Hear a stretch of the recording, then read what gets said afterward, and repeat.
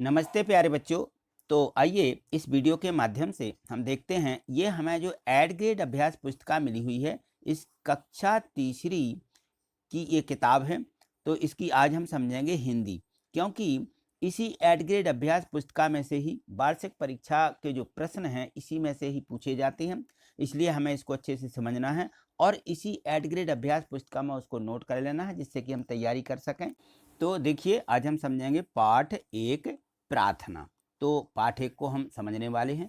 यदि आपने चैनल को सब्सक्राइब नहीं किया है तो सबसे पहले तो चैनल को सब्सक्राइब करके हमसे जुड़ जाइए, जिससे कि आगे सभी पाठों की वीडियो आप तक पहुंचती रहें। देखिए, इसे ये सब्सक्राइब लिखा हुआ है, यदि आपके इसमें ऐसा रेड से दिख रहा है तो आपको इसको क्लिक कर लेना है। देखिए, मैंने ये इसको क्लिक, तो चैनल इस प्रकार से ये सब्सक्राइब दिखने लगता है, रेड ख़त्म हो जाता है, ये सब्सक्राइब्ड लिखा हुआ है। और उसके बाद में ये बेल आइकन नोटिफिकेशन की घंटियाँ बनी रहती हैं यहाँ पे, तो इसको भी क्लिक कर लेना है, जिससे कि सबसे पहले आपको नोटिफिकेशन मिल जाए कि वीडियो डल गई है, आप इसे देख सकते हैं। और प्रत्येक वीडियो को लाइक करना है। तो देखिए, यहाँ पे ये इसका चिन्ह बना रहता है, इसको भी आप वीडियो के अंत में इसको जरूर प्रत्येक वीडियो को लाइक करें। सब्सक्राइब एक ही बार करना है, क्योंकि यदि आप इस प्रकार से दिख रहा है तो आपने चैनल सब्सक्राइब किया है, दोबारा इसको क्लिक नहीं करना। ठीक है, तो चलिए देखिए, यहाँ पे हम पार्ट एक देखते हैं। इसमें दिया गया है प्रश्न एक। ये अति लघु उत्तरीय प्रश्न है, छोटे प्रश्न हैं, इसमें एक एक लाइन के रहते हैं, दो दो यानी वाक्यों के रहते हैं। तो प्रश्न एक में दिया है कि कविता के अनुसार किन बातों से दूर रहने की प्रेरणा मिलती है। तो जो हमारी प्रार्थना कविता है, इसमें हमें इसके अनुसार छल, दंभ, द्वेष, पाखंड और झूठ, अन्याय से दूर रहने की प्रेरणा मिलती है। ठीक है ना, तो ये इसमें जो है हमें इसको लिख देना है। ठीक, और इसको अच्छे से याद भी करके रखना है। प्रश्न दो है कि प्रार्थना कविता के चित्र में बच्चे क्या कर रहे हैं। तो जो प्रार्थना कविता है उसका पाठ है, उसके चित्र में बच्चे विद्यालय की प्रार्थना कर रहे हैं सबसे पहले। ठीक है ना, चलिए आगे देखिए। यहाँ देखिए, प्रश्न तीन दिया है कि कविता में दयानिधि किसे कहा गया है। तो कविता में दयानिधि किसको कहा है? ईश्वर को। ठीक है ना, तो ये ईश्वर उसमें लिख देना है कि दयानिधि कविता में जो है प्रार्थना कविता है, इसमें दयानिधि ईश्वर को कहा गया है। ईश्वर ही से प्रार्थना की जा रही है कि हे दयानिधि, है ना, इस प्रकार से। चलिए यहाँ देखिए, प्रश्न चौथा दिया है, शक्ति शब्द से क्या आशा है। उसमें है ना, वह शक्ति हमें दो दयानिधि। तो शक्ति शब्द से मतलब होता है कि हमें क्या दीजिए? बल दीजिए, सामर्थ्य दीजिए। सामर्थ्य या बल को हम क्या बोलते हैं?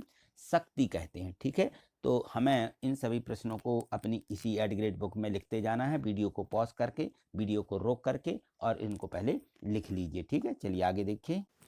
प्रश्न 5 दिया गया है कि निज आन मान मर्यादा, ठीक है ना, और अभिमान रहे। पंक्ति का भावार्थ स्पष्ट कीजिए। पूरी पंक्ति हमें पढ़ना है कि निज आन मान मर्यादा का प्रभु ध्यान रहे, अभिमान रहे, है ना। तो प्रस्तुत पंक्तियों में ईश्वर से प्रार्थना करते हुए कहा गया है कि हे ईश्वर, हमें ऐसी शक्ति दो कि स्वयं की मान मर्यादा का सदैव ध्यान रहे और हमें उस पर क्या हो? गर्व हो। अभिमान यानी होता है गर्व। ठीक है ना, उस पर हमें गर्व रहे। प्रश्न छठवां देखिए, कविता के अनुसार हमारा जीवन कैसे सफल होगा। तो कविता के अनुसार हमारा जीवन कैसे सफल होगा? दूसरों की सेवा करने और उनकी भलाई करने पर जीवन सफल होगा। ठीक है, इसको लिख लीजिए। यहाँ देखिए, दीर्घ उत्तीय प्रश्न है। यहाँ से प्रश्न 7वां दिया गया है कि विद्यालय के प्रति आपके क्या कर्तव्य हैं। तो विद्यालय के प्रति हमारे कर्तव्य हैं, यहाँ देखिए हमने लिख दिया है कि विद्यालय के प्रति हमारा कर्तव्य है कि हमें विद्यालय में प्रार्थना करना चाहिए, और हमें विद्यालय की साफ सफाई रखना चाहिए, और हमें विद्यालय की जो है नियमित हमें विद्यालय को जाना चाहिए, और हमें विद्यालय में अनुशासन भी बनाए रखना चाहिए, और हमें विद्यालय में सभी के साथ प्रेम भाव से रहना चाहिए। ठीक है, तो ये हमारे विद्यालय के प्रति कर्तव्य हैं। चलिए इसको लिख लीजिए। यहाँ देखिए, दिया गया है मूल्यांकन और लिखा हुआ एक। तो मूल्यांकन का मतलब होता है टेस्ट। ठीक है ना, क्या? टेस्ट। इसका मतलब है कि हमने जो अभी प्रार्थना पाठ पढ़ा है एक, उसका मूल्यांकन लिया जा रहा है कि आपने जो सभी प्रश्न समझे हैं, पाठ को पढ़ा है, तो उसमें से आपसे कितना बनता है। तो देखिए, यहाँ पे सबसे पहले इस प्रकार से परीक्षा में भी प्रश्न पूछे जाएंगे कि सुधा शब्द का समानार्थी शब्द लिखिए।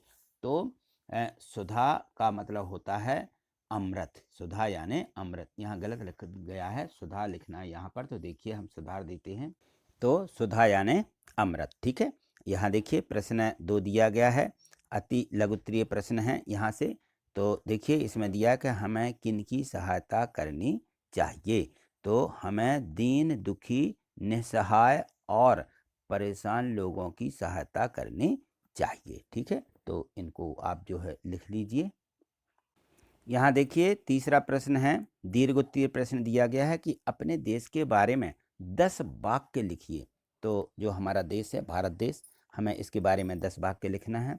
तो हमने यहाँ पे लिखा है कि मेरे देश का नाम भारत है, यह एशिया महाद्वीप में स्थित है। ये भी विशेष जानकारी है। भारत को 15 अगस्त 1947 में स्वतंत्रता मिली। भारत पूरी दुनिया में एक प्रसिद्ध देश है। भारत की राष्ट्रीय भाषा हिंदी है। भारत दुनिया का 7वां सबसे बड़ा देश है। भारत की राजधानी नई दिल्ली है। भारत की मुद्रा रुपया है। भारत में कई भाषाएं बोली जाती हैं। भारत में सभी धर्म के लोग रहते हैं। तो इस प्रकार से ये 10 वाक्य छोटे छोटे आपको याद रखना है। ठीक है, तो आज इतना ही। मिलते हैं अगली वीडियो में अगले जो और भी पाठ हैं उनके साथ में। तब तक के लिए नमस्कार। यदि आपने चैनल तो सब्सक्राइब कर ही लिया होगा, इस प्रकार से दिख रहा होगा, और प्रत्येक वीडियो को लाइक करना मत भूलना। ये यहाँ पे आपको क्लिक कर ही देना है, जिससे कि हमें पता चले कि आपको वीडियो पसंद है, तो आपको और वीडियो मैं बना करके दे सकूँ। ठीक है, थैंक यू, धन्यवाद।